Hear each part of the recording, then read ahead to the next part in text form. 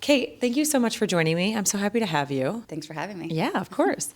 I want to start with a little bit about you, kind of what's not in your LinkedIn bio. Like, what's the Kate story? I have been in advertising my entire career. Okay. I came out of the womb loving ads. That's so Out funny. of the womb. When I was a kid, growing up 80s, 90s, when most girls had posters of Jonathan Taylor Thomas on their wall. Yes. I was cutting print ads out of magazines. And I mean, floor to ceiling, left to right, my whole bedroom wall. And I didn't know why. And then when I was in high school, my soccer coach, actually, I sat by her class. She was teaching Photoshop. And this is where I realized making ads could be a career. No way. That's super cool. Yeah, and so I've been a straight arrow ever since. I went to Okay. the University of Texas, majored in advertising. Amazing. And luckily have really loved doing what I do. I love that. What is something that, people wouldn't know by just like looking at your bio? That's a great question. But the thing that I think has been a big motivator for me in advertising is my parents worked in customer service. And so I think I always had this desire to have more. Like when your parents are a little, not blue collar, but like it's an entry level, untrained sort of job.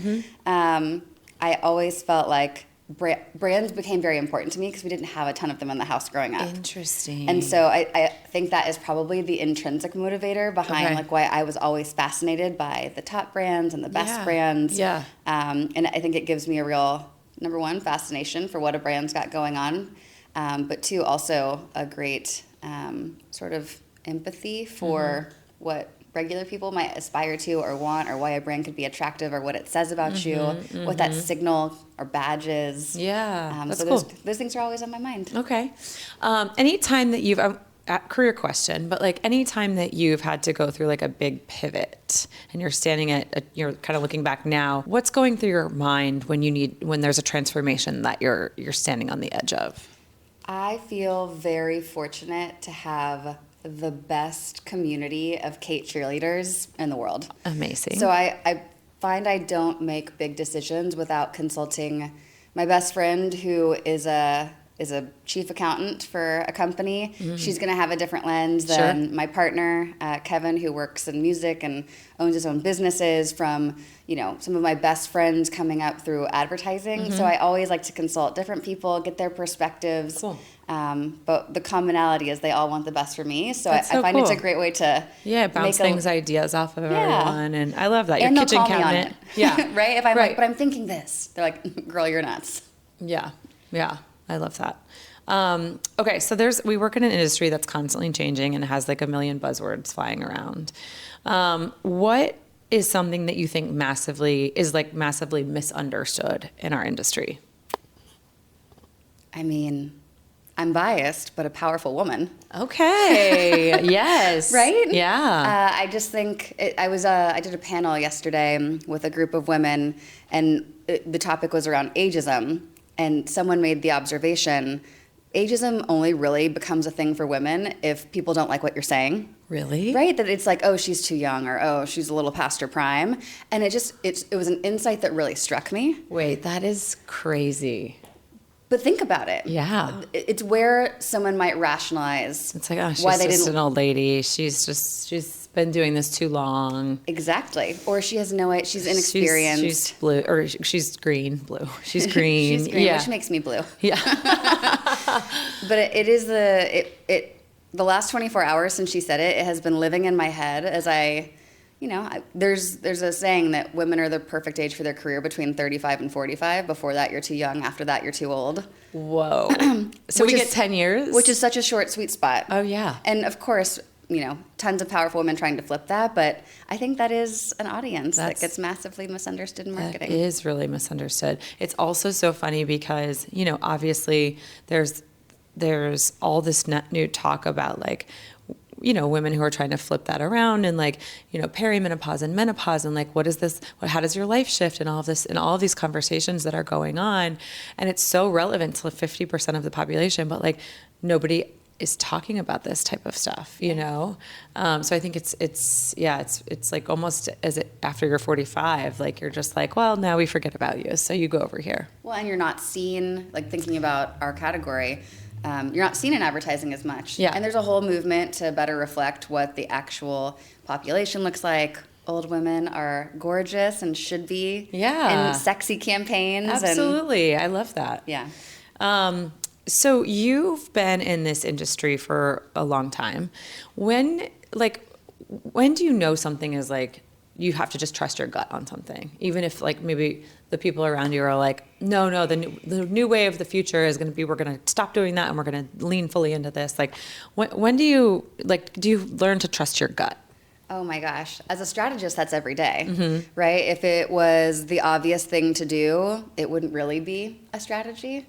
Not in every case, right? But when you're looking at a crowded category or a highly competitive situation, or a dynamic where you're not winning the customers that you should, a lot of times the obvious signals aren't there. Okay. And so as a strategist, we're digging into what makes consumers tick, what's the why behind the why, behind the why, behind the why. Yeah. And so to me, that is an everyday thing of, how do I convince people and get them on board that something that isn't totally obvious is the thing to do? So it's either going to search for the right data, or honestly tell a beautiful story that makes people feel where a new direction could take us. Yeah. But I find in my role that is every day. That's cool.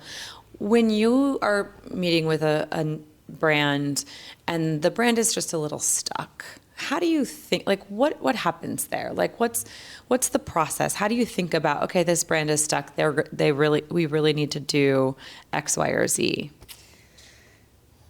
So part of what drew me to GSD&M was the philosophy and approach to building brands, which is we build first and only brands, exactly like it sounds. First to do it, only ones that can. But the part that strategy really leads is defining a brand's only. Okay. And oftentimes, to get there, we ask ourselves the question, what does this brand have that people want and the competition can't deliver? Which sounds like, yeah, that is marketing and advertising, totally. That's how you get to a positioning.